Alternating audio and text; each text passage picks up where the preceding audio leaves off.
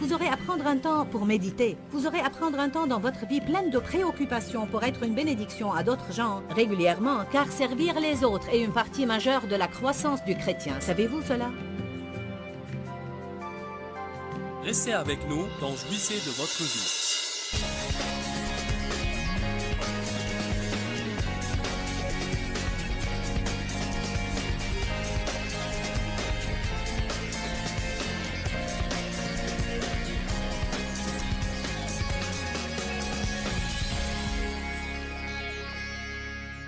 Être reconnaissant est vraiment un combat spirituel. C'est un combat spirituel contre la dépression, c'est un combat spirituel contre le découragement, et c'est un combat spirituel contre le fait d'être négatif. Nous chantons des chants sur les miracles. Vous savez à qui sont accordés les miracles? À ceux qui croient. Qui d'entre vous ce soir est heureux de ne pas aller en enfer? Amen. Vous pouvez vous asseoir. Prenez vos Bibles et allez à Deutéronome chapitre 8, s'il vous plaît. Nous sommes contents d'être de retour à Atlanta. Vous nous faites toujours un accueil chaleureux. Nous venons ici toutes les années depuis, je ne sais pas, 10 ou 11 ans, à ce que je crois. Et je suis contente de voir qu'il y a toujours des personnes qui viennent à nos conférences. Alléluia. Je me souviens du temps où nous venions ici et quelques centaines assistaient à nos réunions. Qui assistait à ces réunions quand nous avions juste quelques centaines? Je sais que Denise assistait à ces réunions et son mari aussi. Ceux qui travaillent pour nous disent qu'ils étaient là. Nous étions en train de parler de... Charlie a commencé à chanter un chant sur comment Dieu nous change de gloire en gloire. Qui sent parfois comme s'il est bloqué au milieu et il ne sait ni retourner ni comment avancer. Vous vous demandez si jamais Dieu va finir de travailler en vous. Vous savez quel est le secret d'être un chrétien victorieux? Je peux vous donner un seul secret. Le secret d'être victorieux est de ne jamais abandonner. Si vous êtes bien décidé à ne pas abandonner, la Bible appelle cela diligence, elle l'appelle endurance, elle l'appelle ténacité. Quoi que vous veuillez l'appeler, le secret est de ne pas abandonner. Continuez à persévérer, continuez à persévérer et continuez à persévérer jusqu'à ce que vous épuisiez le diable. Parce qu'il essaye de nous épuiser. Mais nous allons l'épuiser. Je suis une personne reconnaissante parce que Dieu m'a fait faire un long chemin. Et je sais que plusieurs ressentent exactement la même chose. Très souvent, je lis Deutéronome chapitre 8 parce que...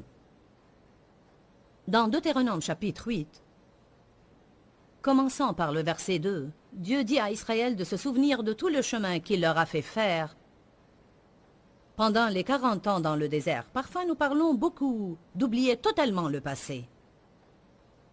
Nous disons toujours aux autres d'oublier ce qui est en arrière et d'aller de l'avant. Mais je pense que quelque part dans notre cheminement, il faut qu'on se souvienne du passé. Car je crois que quand nous nous souvenons du passé et de certaines choses desquelles Dieu nous a sauvés, c'est vraiment ce qui fait naître la gratitude dans notre cœur, surtout si nous commençons à être un peu grognons pour quelque chose que nous n'avons pas, que nous prions pour avoir ou quelque chose que nous attendons que le Seigneur réalise dans notre vie. Une des manières les plus rapides de surmonter votre frustration pour quelque chose que vous n'avez pas est de vous souvenir comment c'était.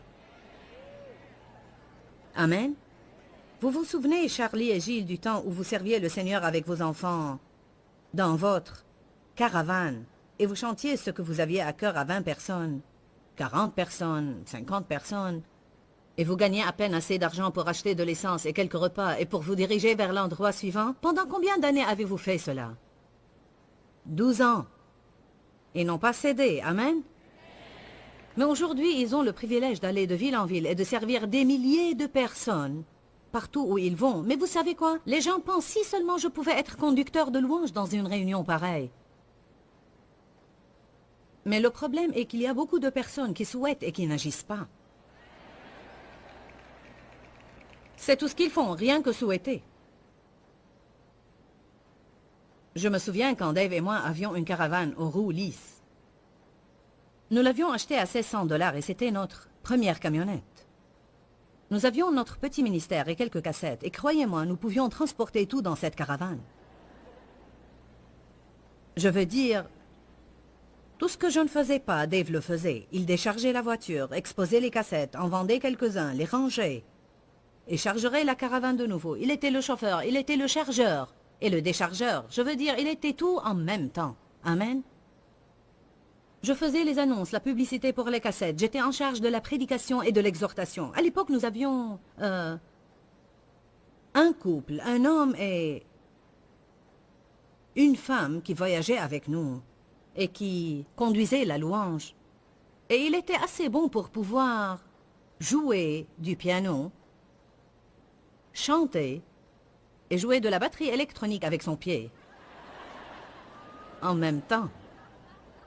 Elle avait cette voix forte de chanteuse d'opéra et leurs voix n'allaient pas du tout ensemble, mais ils étaient là. On partait à des endroits où on pouvait faire des petites réunions qui regroupaient peut-être 50 ou 75 ou 100 personnes. On passait uniquement à la radio à l'époque. Je me souviens du temps où on quittait après une réunion la nuit pour retourner à Saint Louis et on n'avait pas assez d'argent pour rester dans un hôtel. Alors on se garait dans un parking et on dormait assez pour que Dave puisse être assez éveillé pour qu'il puisse conduire sur le chemin de retour. Dave et moi aimons parfois intentionnellement nous souvenir de tous les chemins que le Seigneur nous a fait faire pendant ces plusieurs années dans le désert. La Bible dit qu'il y a un but à cela. Si certains sentent comme s'ils sont dans ce désert maintenant, il y a un but à cela. Afin de t'humilier et de te tester pour savoir quelles étaient les dispositions de ton cœur et si tu garderais ou non ces commandements. Allez, je prêche bien déjà et nous sommes au début. Car vous savez quoi? Si vous n'allez pas observer les commandements dans le désert, vous ne les observerez pas dans la terre promise. Si vous n'allez pas louer Dieu dans le désert, vous n'arriverez jamais à la terre promise. Vous passerez toute votre vie à errer dans le désert, à murmurer et à vous plaindre de quelque chose qui ne s'est pas passé, et à être jaloux de quelqu'un qui a payé le prix pour qu'elle se passe dans leur vie. Verset 3. Il t'a humilié et il t'a fait souffrir de la faim. Et il t'a nourri de la manne que tu ne connaissais pas et que n'avaient pas connu tes pères. Chacune de ces phrases est tout un message, vous savez. Si je ne faisais pas attention, je prêcherais ça et non ce que je suis venu dire. Afin de t'apprendre personnellement que l'homme ne vit pas de pain seulement, mais de tout ce qui sort de la bouche de Dieu. Alors, en un mot, il dit ici, je ne t'ai pas donné tout ce que tu voulais avoir, et même quand j'ai subvenu à tes besoins, tu ne savais pas d'où ça allait venir. Je t'ai nourri miraculeusement. Il y avait des temps où tu n'avais pas tout ce que tu voulais, mais je me suis occupé de toi. Il dit après, tes souliers ne se sont pas usés et tes vêtements n'ont pas vieilli. Ils n'ont pas eu de nouvelles choses, mais Dieu a subvenu à leurs besoins. Que faisait-il? Il leur apprenait que l'homme ne vit pas de pain seulement, l'homme ne vit pas de toutes ces choses. Ce n'est pas l'essence de notre vie, ce n'est pas ce que nous possédons ou ce que nous conduisons. Qui nous connaissons? Quelle est notre profession? Si nous sommes allés à l'université ou non? Que nous ayons les amis convenables ou non? Que nous soyons mariés ou non? Quel genre de vêtements nous portons? Les choses de la vie, quoi. Combien d'entre vous connaissent les choses de la vie? Ne sont-elles pas ce qui nous vexe? Ce sont toutes les choses que nous voulons et que nous n'avons pas, et pourtant la Bible dit clairement, cherchez premièrement le royaume de Dieu et sa justice, et toutes ces choses vous seront données.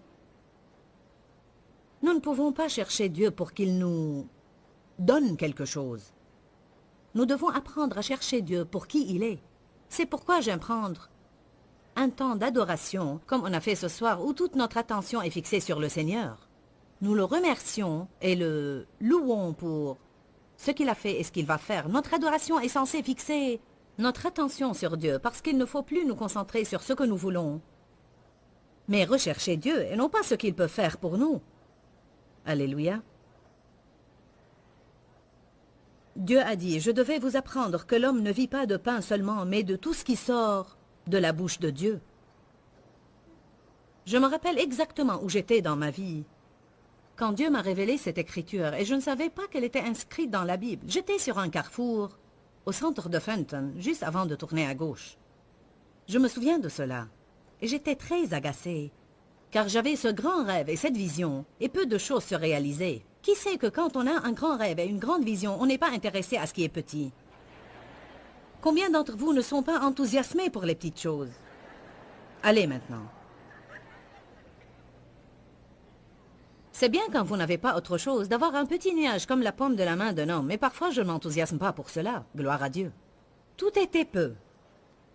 Peu d'argent reçu pour soutenir le ministère.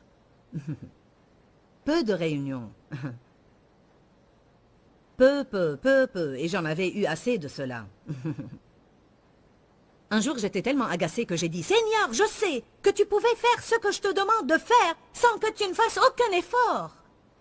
Je ne comprends pas pourquoi rien ne se passe. Avez-vous jamais ressenti cela? Seigneur, je sais que tu pouvais faire ce que je te demande de faire et cela ne serait pas un problème. J'ai dit, tu n'aurais même pas à descendre de ton trône. Tu pourrais tout simplement regarder vers moi. Tout ce que tu dois faire est de regarder tout simplement vers moi. Ne peux-tu pas jeter un coup d'œil vers ici? Allez, je parle à quelqu'un ce soir. Rappelez-vous que je ne savais pas que Deutéronome, chapitre 8, 3 était là. Je veux dire, je ne savais pas ce que ça disait. Et le Seigneur m'a parlé dans mon esprit quand j'étais au feu rouge, juste avant de tourner à gauche, me plaignant du fait qu'il n'intervenait pas. Il a dit, « Je t'apprends que l'homme ne vit pas de pain seulement. »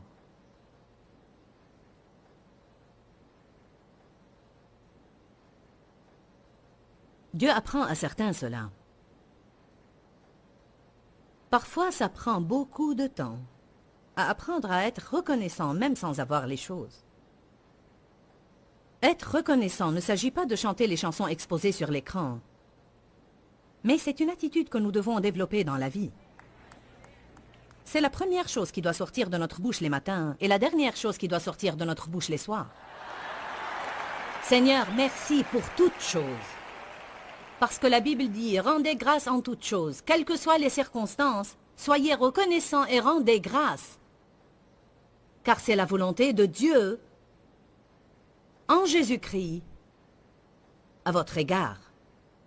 Verset 4, ton vêtement ne s'est pas usé, ton pied ne s'est pas enflé. Verset 5, reconnais en ton esprit et cœur que comme un homme châtie et instruit son enfant, de même le Seigneur ton Dieu te châtie et t'instruit. Alors tu observeras les commandements du Seigneur, ton Dieu, pour marcher dans ses voies. Verset 7, maintenant il nous dit, pourquoi il a fait toutes ces autres choses. Il avait un but précis, car le Seigneur, ton Dieu, te fera entrer dans un bon pays. Pays de cours d'eau, de sources et de lacs qui jaillissent dans les vallées et dans les montagnes. Pays de froment et d'orge et de vignes et de figuiers et de grenadiers, un pays d'oliviers et de miel. Un pays où tu mangeras de la nourriture sans pénurie, où tu ne manqueras de rien. Dont les pierres sont de fer et d'où tu extrairas dans la montagne les reins. Regardez le verset 10. Lorsque tu mangeras, alors tu béniras le Seigneur ton Dieu pour tout le bon pays qu'il t'a donné. Dieu m'a dit une chose impressionnante récemment. Il a dit, il y a 2 tests que les gens doivent passer avec succès concernant l'argent. Leur attitude quand ils n'ont aucun sou et leur attitude quand ils en ont beaucoup.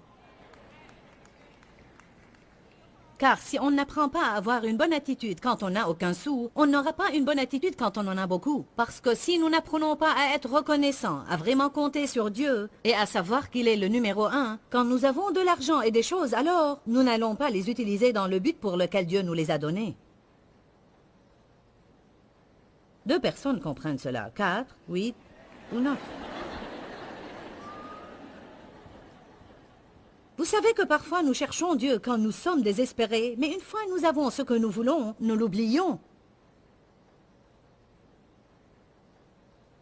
Je sais que la plupart d'entre vous ont vu le dessin de Jésus avec l'agneau autour de son cou.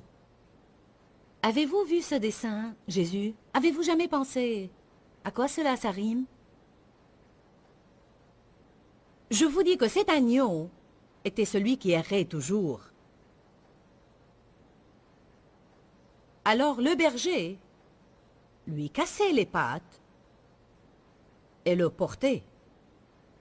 Puis le temps qu'il guérisse, il est tellement habitué à être si proche du berger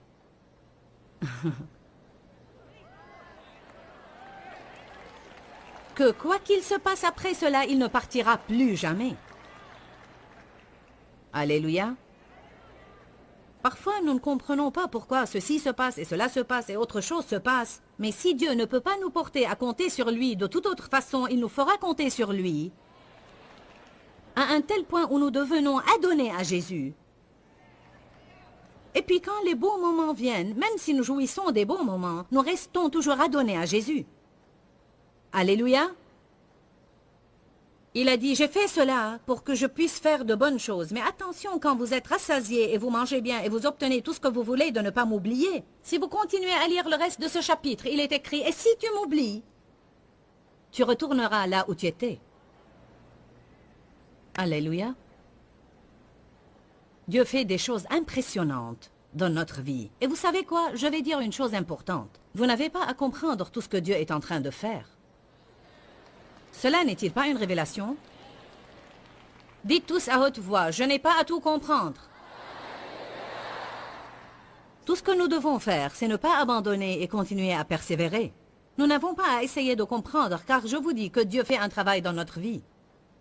Il travaillera en vous et vous changera. Il travaillera dans les gens autour de vous et les changera si vous priez pour eux au lieu de vous plaindre d'eux. Il travaillera dans vos finances si vous payez la dîme et faites ce que Dieu vous a demandé de faire. Si vous ne faites pas ce que Dieu vous dit de faire financièrement, alors ne vous attendez pas à ce qu'il travaille dans vos finances. La Bible dit, si tu observes tous ces commandements, alors je vais. Nous ne pouvons pas contourner le plan de Dieu et penser que nous pouvons avoir des dispenses exceptionnelles simplement parce que nous avons quelques excuses banales pour ne pas obéir. Pas tout le monde sourit. C'est étonnant. Quand vous parlez de l'argent, on ne voit pas beaucoup de sourires. Oh, cette affaire d'argent, je vous dis, cela nous agace, n'est-ce pas? Si nous n'obéissons pas à Dieu au sujet de l'argent, nous ne lui obéirons pas au sujet d'autre chose non plus. Dieu n'a pas besoin de notre argent, c'est une épreuve. C'est tout, juste une épreuve, pour voir ce qui est important pour nous. Gloire à Dieu.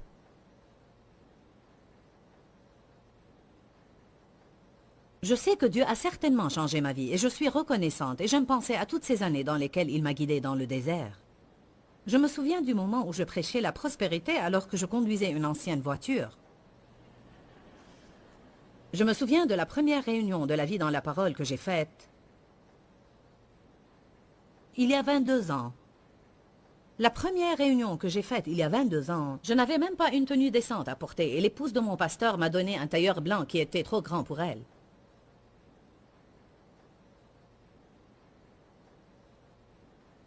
Je me souviens commencer avec mes 3 enfants et aujourd'hui j'ai 4 enfants.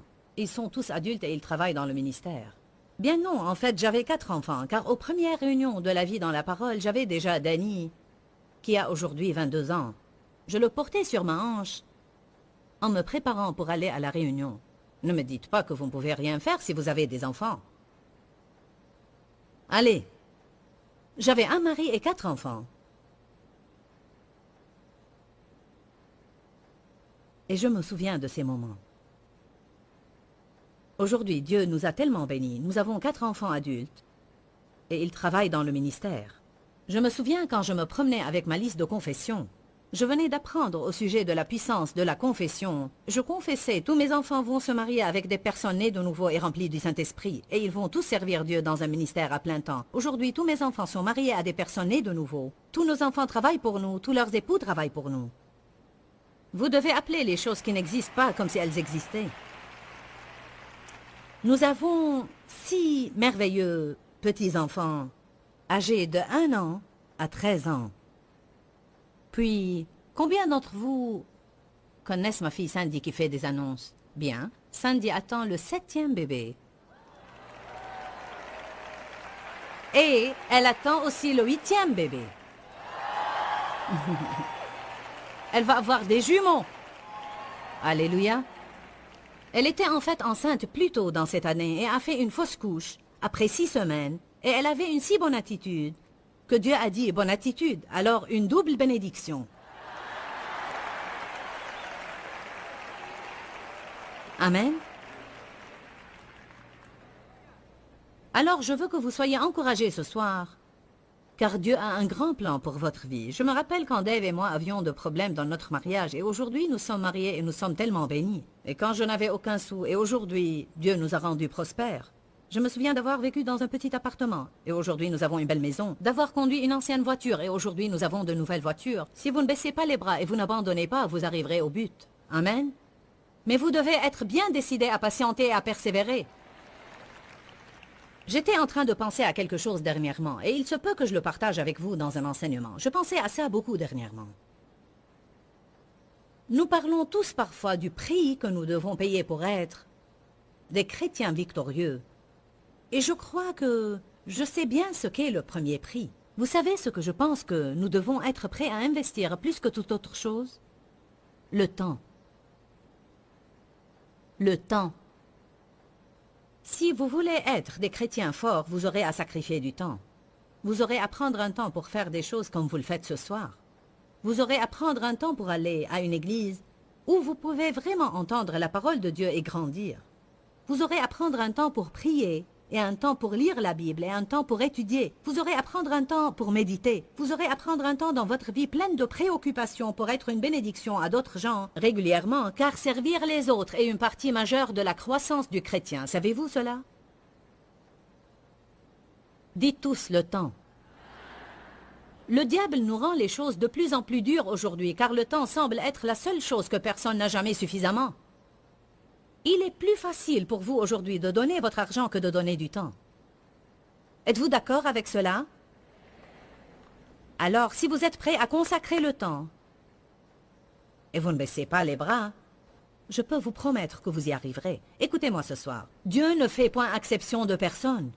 Ce qu'il fait pour l'un, il le fait pour l'autre. Il ne le fera pas exactement de la même manière qu'il l'a fait pour eux, mais Dieu répondra à vos besoins. Je remercie Dieu pour la puissance d'un nouveau début. Parfois, je ne crois pas que nous nous rendons compte combien cette bénédiction est impressionnante, que tous les jours, quand nous nous réveillons, c'est un tout nouveau commencement et nous pouvons oublier ce qui est en arrière et nous porter vers les bonnes choses en avant. Pour que cela se passe, il y a une certaine mentalité que nous devons avoir en fait, et c'est que nous devons être bien décidés à ne jamais abandonner. Voici ce que j'ai à cœur à partager avec vous à la fin de ce programme. 2 Timothée 1,7 nous dit « Dieu ne nous a pas donné un esprit de timidité, mais de force, d'amour et de sagesse. » Je me suis réveillée ce matin en réfléchissant à cette écriture-là. Nous avons tous des craintes qui essayent de s'opposer à nous à des moments différents et méditer sur la parole de Dieu chassera ces craintes. Dieu ne nous a pas donné un esprit de crainte, mais de force, et cette force nous permet d'avancer et de faire tout ce que nous avons besoin de faire, même si un sentiment de crainte pourrait être présent. Dieu ne nous a pas donné un esprit de crainte, mais un esprit d'amour, et l'amour signifie que nous pouvons toujours croire au mieux. Quand nous croyons au mieux concernant chaque situation, cela chassera la crainte. Dieu ne nous a pas donné un esprit de crainte, mais un esprit de maîtrise de soi. Encore une fois, si nous ne pensons pas à nos vies et nos situations raisonnablement et avec un esprit de maîtrise de soi, la crainte va pénétrer. Je veux que vous vous rappeliez, bien-aimés, que vous ne devez pas vivre dans la crainte. Dieu a un bon plan pour votre vie. Restez dans la parole. Que Dieu vous bénisse. À très bientôt. Dis-leur que je les aime. Dans ce livret, Joyce Meyer donne une révélation de l'amour de Dieu pour nous. Pour obtenir ce livret gratuitement, écrivez-nous à Joyce Meyer, boîte postale 40095-6300, Larnaca, Chypre. Ou bien visitez notre site web www.joycemeyer.org/fr.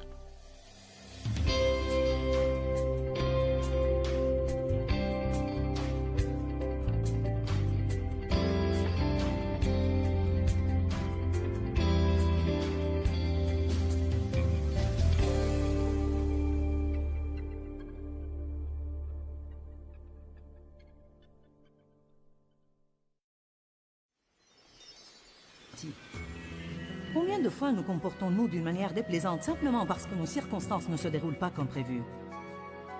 Restez avec nous dans Jouissez de votre vie.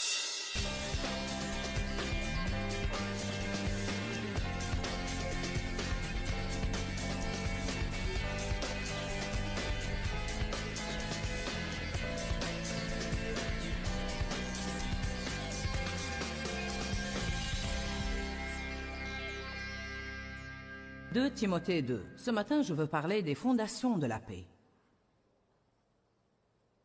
J'ai commencé en fait une série intitulée « Avez-vous une fissure dans vos fondations ?» Et cette série parle de l'importance des choses fondamentales et dit qu'il y a certaines choses que nous devons redresser dans notre vie avant de pouvoir bâtir cette grande maison. La maison de la victoire, de la prospérité, de la guérison, la maison du ministère, appelez-la comme vous voulez. Tout doit avoir des fondations solides. Votre mariage, votre maison, même votre cabane à outils a besoin de bonnes fondations. Vous comprenez aujourd'hui qu'une chose sans fondation sera branlante, faible et instable. La Bible dit de bâtir votre maison sur le roc, non sur le sable, sinon chaque tempête qui vient la fera tomber. Les gens ne s'intéressent pas aux fondations. Tout le monde veut voir la maison, et les chrétiens aussi. Ils ne veulent pas prendre le temps de laisser Dieu bâtir de solides fondations dans leur vie. Ils veulent tout de suite faire une grande chose, avoir une grande chose. Vous n'allez pas avoir une puissance dans votre vie si vous ne restez pas dans la paix. Je vous le dis, s'il y a une chose que Satan essaye de nous voler et de façon régulière, c'est notre paix. Ayez une révélation ce matin. Le diable œuvre sans arrêt dans la vie de tout le monde pour essayer de leur voler leur paix, car il sait que s'il n'y a pas de paix, il n'y a pas de force.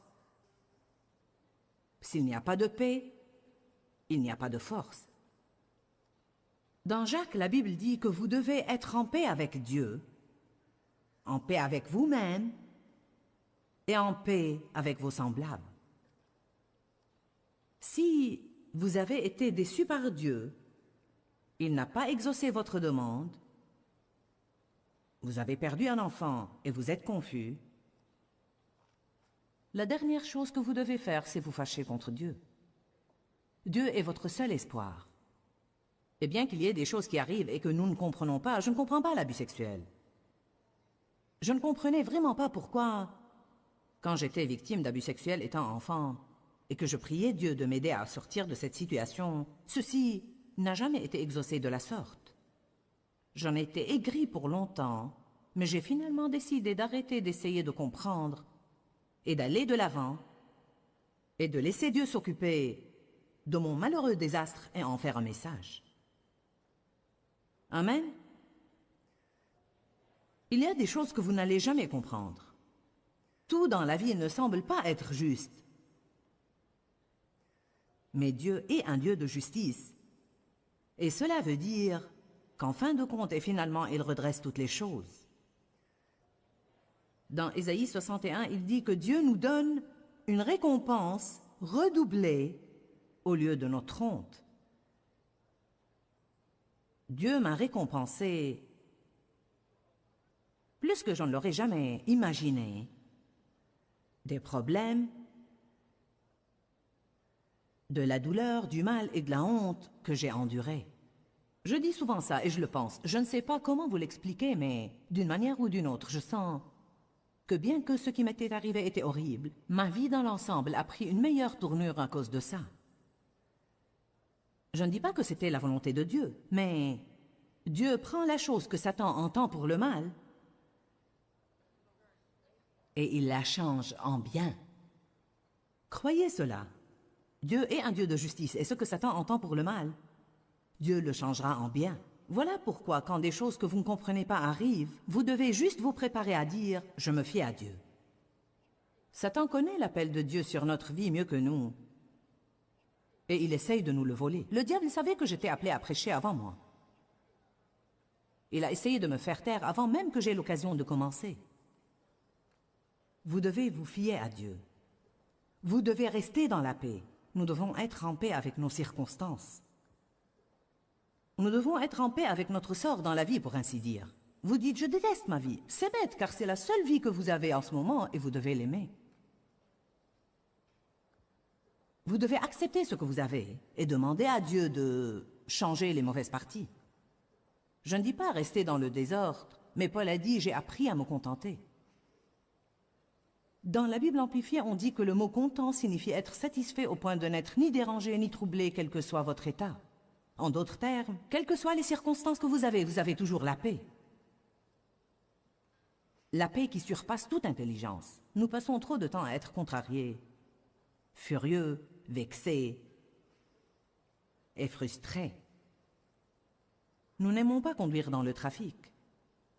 Nous n'aimons ni notre travail, ni les gens au travail.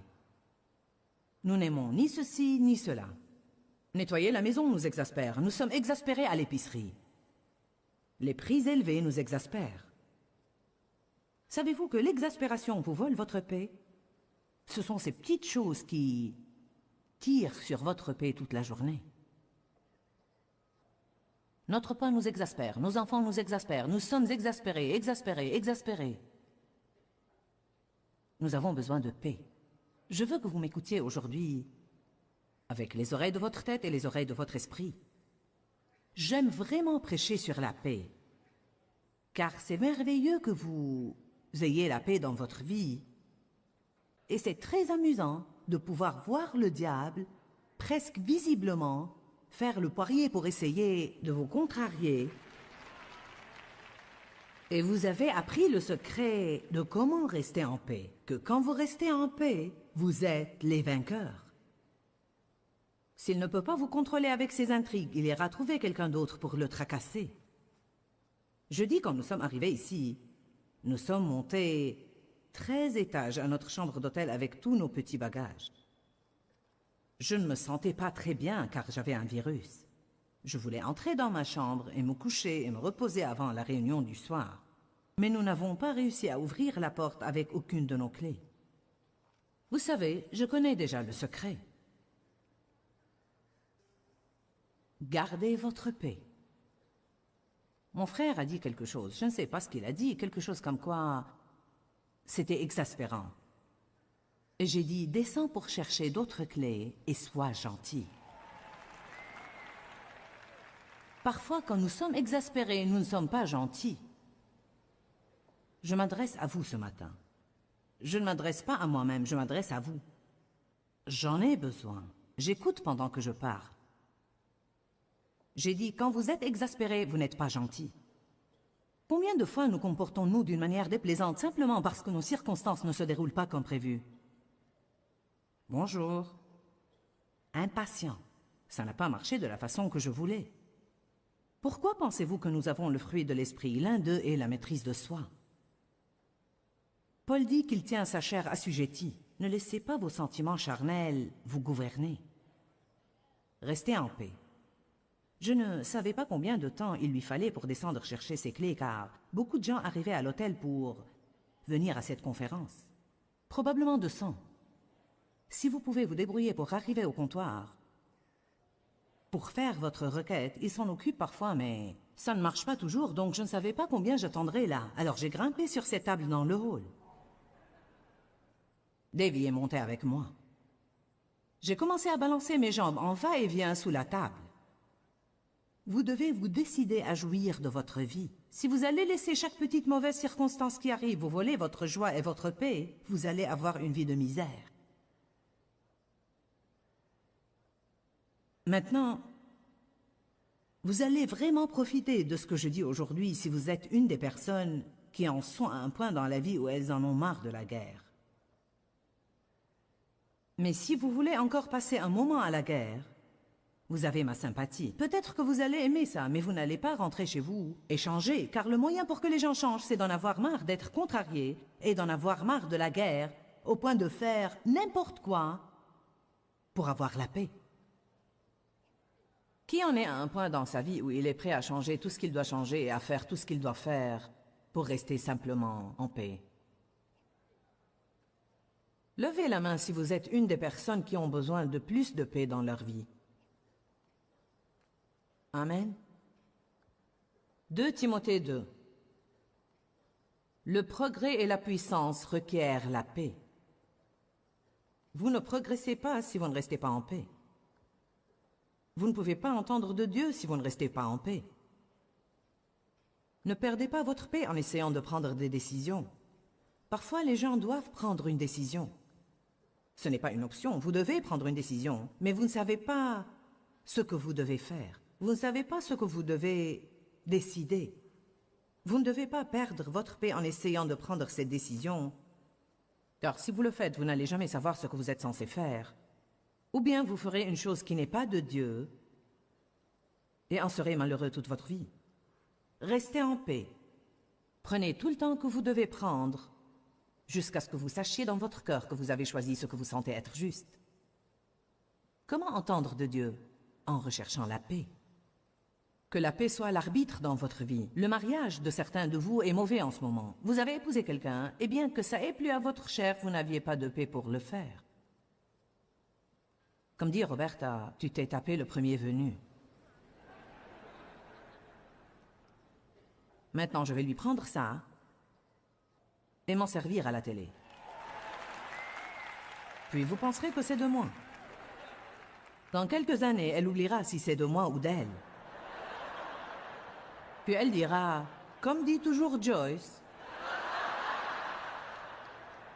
elle a dit quelque chose hier et j'ai pensé, est-ce elle qui l'a dit d'abord ou moi?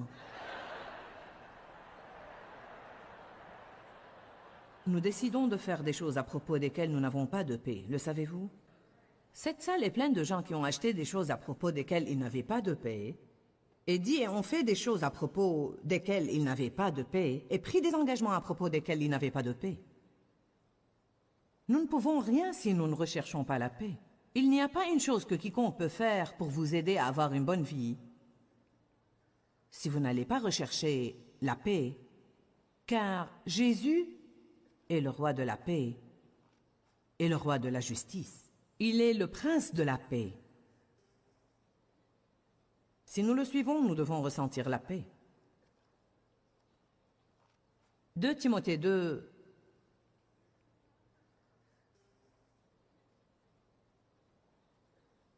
verset 23. Refusez, fermez votre esprit contre. N'ayez rien à voir avec les discussions insignifiantes, mal informées et stupides sur des questions d'ignorants, sachant qu'elles font naître des conflits et engendrent des querelles. Combien de vous ont perdu un jour leur paix dans une conversation stupide? Savez-vous quelle est la solution? Taisez-vous. C'est ça, je ne peux vous dire rien d'autre. Je n'ai pas une baguette magique pour empêcher les gens d'être stupides. Mais quand il est évident que cette conversation devient stupide, ou quand vous parlez et vous ne savez même pas de quoi vous parlez, les bavards aiment juste bavarder. Peu importe s'ils n'en savent rien, ils veulent juste parler. Ceux qui manquent d'assurance, bien des fois, quand ils n'ont pas la réponse à quelque chose, ils vont continuer à parler pour porter les autres à penser qu'ils savent, alors qu'il est évident qu'ils ne savent rien. Je sais maintenant quand quelqu'un fait ça et je voudrais juste lui dire « Tais-toi ». Ce n'est qu'un ronronnement. Personne ne dit rien. Quand allons-nous apprendre ce qu'a dit Jacques? Que votre oui soit oui et que votre non soit non. Ce qu'on y ajoute vient du malin. Nous devons apprendre à donner des réponses franches et simples. Je déteste quand je pose une question et que j'obtiens 10 minutes de quelque chose d'autre et je ne prends jamais de réponse à ma question. Il y a des personnes avec lesquelles je traite de façon régulière qui sont comme ça. Et je les aide à surmonter cela car ça me fait perdre la tête. En fait, j'en suis maintenant au point où je les arrête et je dis... j'ai vraiment besoin que tu répondes à ma question. Oh. Attention les bavards. La Bible l'appelle causer. Nous causons et nous causons et nous causons. Plus nous parlons, plus nous faisons preuve de ce que nous ne savons pas. Lisons-le à nouveau. Mais refusez, fermez votre esprit contre. Qu'est-ce que cela veut dire? Cela veut dire, dès que quelque chose de stupide commence, dites-vous dans votre esprit, je ne vais même pas y participer. J'ai déjà fait ça, je ne vais pas y revenir. Je sais quand Dave et moi sommes sur le point de passer la frontière vers quelque chose de stupide. Je le sais. Comme quand nous étions au déjeuner l'autre jour. Et Randy et Roberta avaient cette conversation au sujet de l'hôtel où nous avions logé l'année passée. Qu'est-ce que ça peut faire où nous étions l'année passée? Je m'en fiche. Ça t'intéresse? Moi non. Ça n'intéresse personne, mais nous en parlons. Ils ont logé ici, non, ils ont logé là-bas. Non, ils ont logé ici, non, là-bas. Je ne sais même pas où j'avais logé, et je m'en fiche. Mais ils avaient cette grande conversation à ce sujet. J'ai tapoté le bras de Roberta et j'ai dit « Les hommes ont toujours raison, laisse tomber. » Les hommes veulent avoir raison à propos de ces trucs. J'ai appris que ça n'a aucune importance. Laisse-les avoir raison. Autrefois, je me disputais avec Dave sur le chemin à prendre pour nous déplacer. Tu prends le mauvais chemin, c'est pas vrai, si c'est vrai, c'est pas vrai, si. Tu prends le mauvais chemin, ça rallonge le parcours. C'est pas vrai, c'est pas vrai. Un jour, le Saint-Esprit m'a dit, Joyce, laisse l'homme prendre le chemin qu'il veut prendre. N'en fais pas toute une histoire. Je ne vais peut-être pas pouvoir vous épargner toutes les brouilles là en 1 heure, mais je vous le dis, je peux vous faire avancer sur la bonne voie si vous voulez bien m'écouter.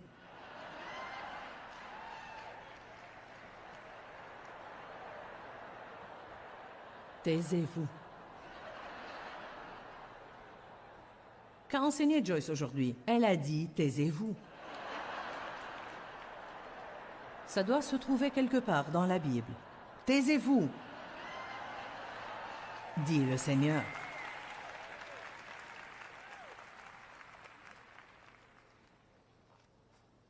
La Bible dit les gros désastres sont déclenchés par ce petit membre du corps nommé la langue.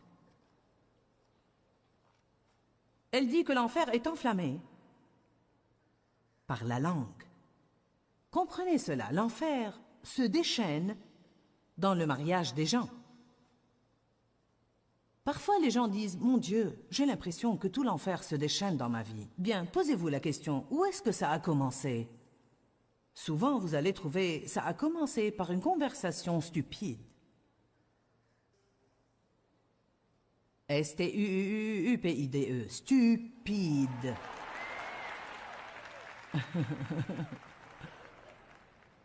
Vous dites, je ne pense pas qu'un prédicateur devrait utiliser le mot stupide. Vous feriez mieux de parler au Saint-Esprit car il dit, fermez votre esprit contre, n'ayez rien à faire avec les discussions insignifiantes. Insignifiant veut dire quelque chose qui n'est pas important. Mal informée, peu édifiante et stupide sur des questions d'ignorants. Car savez-vous ce qu'elles font? Elles provoquent les gens et entraînent les conflits et les gens commencent alors à se quereller. Un serviteur du Seigneur ne doit pas se quereller, lutter, affronter. Au contraire, il doit être affable envers tous, d'un caractère doux, préservant le lien de la paix. Il doit être qualifié et propre à enseigner, patient et indulgent et prêt à supporter les contrariétés.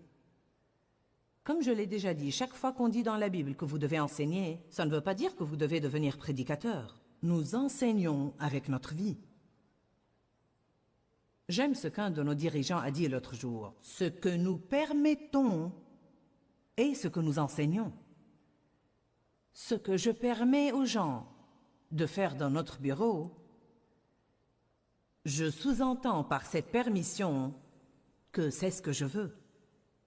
Voilà pourquoi si vous n'affrontez pas les choses que vous n'aimez pas, comment vont-ils savoir que vous ne les aimez pas? Nous ne sommes pas télépathes. Job 22, verset 21 dit « Fais sa connaissance et sois en paix, ainsi ton bonheur te sera rendu. » Dites, quand je garde ma paix, le bien vient à moi. Quand je perds ma paix, les mauvaises choses viennent à moi. Dites-le à nouveau, quand je garde ma paix, le bien vient à moi. Quand je perds ma paix, les mauvaises choses viennent à moi. Quand vous perdez votre paix, vous aurez un mal de tête, un mal d'estomac, une crise de nerfs, une mauvaise attitude, un torticolis. Piquez une bonne crise et voyez ce qu'elle va vous coûter. Beaucoup. Il faut en réalité beaucoup d'énergie pour se mettre en colère. Le temps de finir d'être en colère une demi-journée. Ensuite, endurer les horreurs émotionnelles d'essayer de surmonter cela et de pardonner à quelqu'un. Vous êtes comme... Mon Dieu. Je crois qu'une des raisons pour lesquelles les gens sont fatigués tout le temps, c'est qu'ils sont de mauvaise humeur. Il y a des personnes qui sont dans cette salle qui avaient crié à Dieu, « Dieu, je suis fatigué tout le temps. Qu'est-ce qui ne va pas en moi? » Allez voir, combien de fois par semaine vous vous mettez en colère?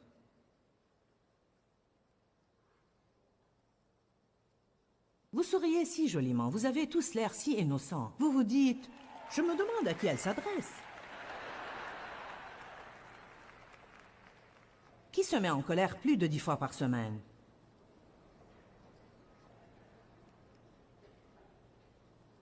C'est presque tout le monde et le reste sont des menteurs. Non, non, non, non, je retire ce que j'ai dit. Vous savez quoi? Je ne me mets pas en colère 10 fois par semaine, mais j'avais l'habitude de rester en colère. Je restais énervé tout le temps. Il y a des gens ici qui ont appris à rester en paix. Il y a des gens ici qui, en raison de leur nature naturelle, sont plus paisibles que d'autres. Certains gens sont prêts à presque tout faire pour garder la paix. Ils peuvent s'attirer des ennuis aussi, car parfois ils n'affrontent pas des choses qu'ils devraient affronter. Bien que peut-être ils achètent une paix momentanée, plus tard ils vont avoir une guerre acharnée à cause de tous ces trucs qu'ils ont ignorés toutes ces années.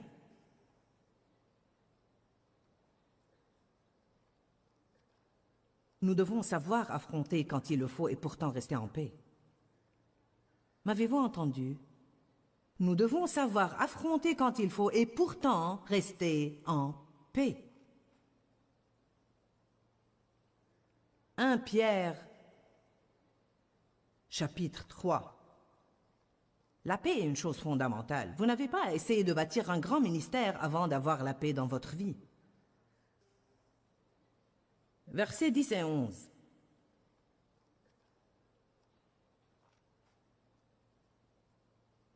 Si quelqu'un veut aimer sa vie et voir des jours heureux, heureux que ce soit apparent ou pas, qu'il préserve sa langue du mal et ses lèvres des paroles trompeuses. Donc il dit que la première chose que vous devez faire si vous voulez avoir la paix et jouir de la vie, c'est de faire attention à votre bouche et de faire attention à vos paroles. Faites attention à ce que vous dites. Qu'il se détourne du mal et le fuit, et qu'il fasse le bien. Qu'il recherche la paix,